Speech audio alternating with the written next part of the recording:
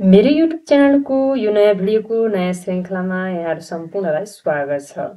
हामी it that फ्रगको audio book तयार गर्दैछौँ। आज हामी चौथो भागमा छौँ। आशा छ यहाँहरूले हाम्रो भिडियो मन पराइदिनु हुनेछ। आउनु सुरु गरौँ आजको अडियो बुक 3। हरेक कुरामा 80/20 को नियम लागू गर्नुहोस्। मसित सधैँ पर्याप्त समय रहन्छ। वास्तवमा म यसको सही उपयोग गर्नेछु। 80/20 को नियम समय र जीवन व्यवस्थापनका लागि एक ठूलो सहायक विचार हो। यसलाई परेटो सिद्धान्त पनि भनिन्छ, किनकि एक अर्थशास्त्री वल्फ्रेडो परेटोले यो नै सबैभन्दा पहिले सन् 1895 मा यसको बारेमा लेखेका थिए। उनको समाजमा मानिस स्वाभाविक रूपले दुई भागमा बाँडिएका थिए। पहिलो महत्त्वपूर्ण अल्पमत, जो पैसा र प्रभावको सन्दर्भमा शीर्षस्थ 20% मा आउँथे। दोस्रो तुच्छ बहुमत, जो 80% मा आउँथे। यही सिद्धान्त लगभग सारा आर्थिक गतिविधिको वास्तविकता हो भन्ने पछि उनलाई थाहा भयो। उदाहरणका लागि तपाईको 20% गतिविधिले 80% परिणाम दिन्छ। तपाईको 20% ग्राहकले 80% बिक्री गराउँछ। तपाईको 20% प्रोडक्ट्सले 80% मुनाफा दिलाउँछ। तपाईको 20% कामले 80% मूल्य बढाउँछ। यसको अर्थ यदि तपाईको सूचीमा कुल 10 काम छन् भने तीमध्ये 2 काम 5-10 गुणा बढी मूल्यवान हुनेछ। कामको संख्या र यसको महत्त्व। म एक रोचक खोजका बारेमा बताउन चाहन्छु।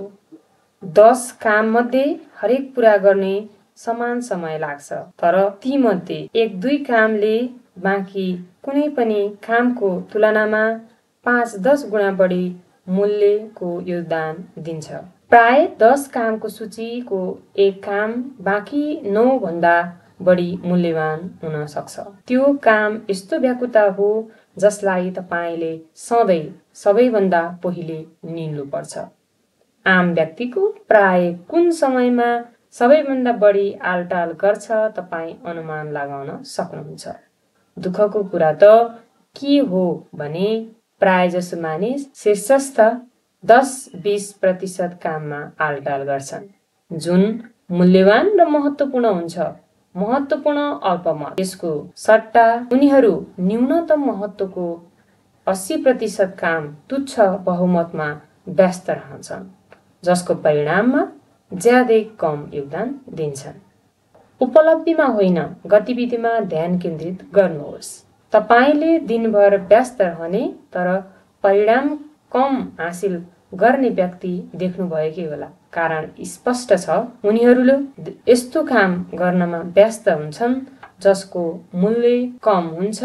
यस क्रममा उनीहरू 1-2 काममा आलटाल गर्छन्। हो भने यदि यसलाई राम्ररी पूरा गर्ने हो भने उनीहरूको कम्पनी र करियरमा ठूलो फरक पर्न सक्छ।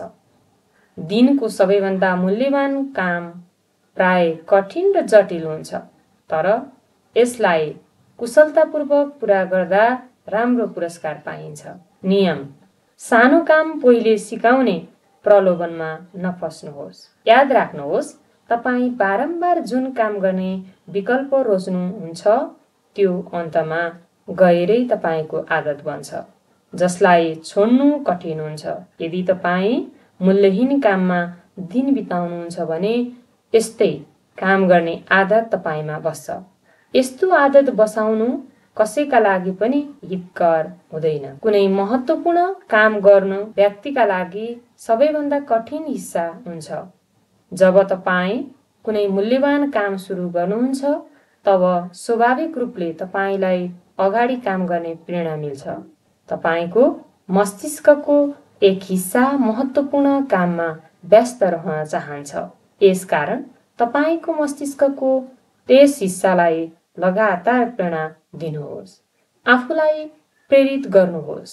कुनै महत्त्वपूर्ण काम सुरु गर्ने र पूरा गर्ने बारेमा सोच्दा मात्रै पनि तपाई प्रेरित हुनुहुन्छ। यसले तपाईलाई आलटाल छोड्न मद्दत गर्छ। कुनै महत्त्वपूर्ण कामका लागि यति नै समय लाग्छ जति समय महत्त्वहीन कामका लागि लाग्छ। महत्त्वपूर्ण काम सम्पन्न गर्नाले तपाईँलाई आत्मसन्तुष्टि र गौरवको महसुस हुन्छ भने महत्त्वहीन कामबाट कम सन्तुष्टि महसुस हुन्छ। समय व्यवस्थापन वास्तवमा जीवनको व्यवस्थापन हो, आफ्नो व्यवस्थापन हो। यसले घटनाको क्रमलाई नियन्त्रित गर्छ। समय व्यवस्थापन वास्तवमा जीवनको व्यवस्थापन हो, आफ्नो व्यवस्थापन हो। यसले घटनाको क्रमलाई नियन्त्रित गर्छ। समय व्यवस्थापनको अर्थ आगामी कुनै काम गर्नुपर्छ भन्ने स्पष्ट बोध। तपाईँ आफ्नो आगामी काम छनौट गर्न स्वतन्त्र हुनुहुन्छ। महत्त्वपूर्ण र महत्त्वहीन कामको छनौट गर्ने योग्यतामा तपाईँको सफलता निर्भर रहन्छ। प्रभावकारी मानिसहरू महत्त्वपूर्ण काम अनुशासित ढङ्गबाट सुरु गर्छन्। उनीहरू आम मानिसहरूभन्दा बढी हासिल गर्छन् र खुसी पनि रहन्छन्। तपाईले पनि यो काम गर्ने तरिका अपनाउनुपर्छ।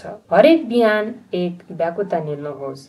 जीवनमा आफ्नो सबै वर्तमान पूर्व लक्ष्य, गतिविधि, प्रोजेक्ट र जिम्मेवारीको सूची बनाउनुहोस्।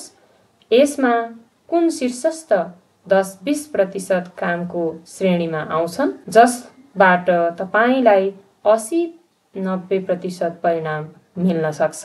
कम महत्त्वको गतिविधिलाई कम समय र महत्त्वपूर्ण गतिविधिलाई बढी समय दिने सङ्कल्प आजै गर्नुहोस्, जसले तपाईको जिन्दगी र करियरमा महत्त्वपूर्ण भूमिका खेल्छ। यतिन्जेलसम्म हाम्रो भिडियो हेरेर साथ दिनुभएकोमा यहाँहरू सम्पूर्णलाई धेरै धेरै धन्यवाद। नयाँ भाग लिएर फेरि उपस्थित हुनेछौँ। धन्यवाद।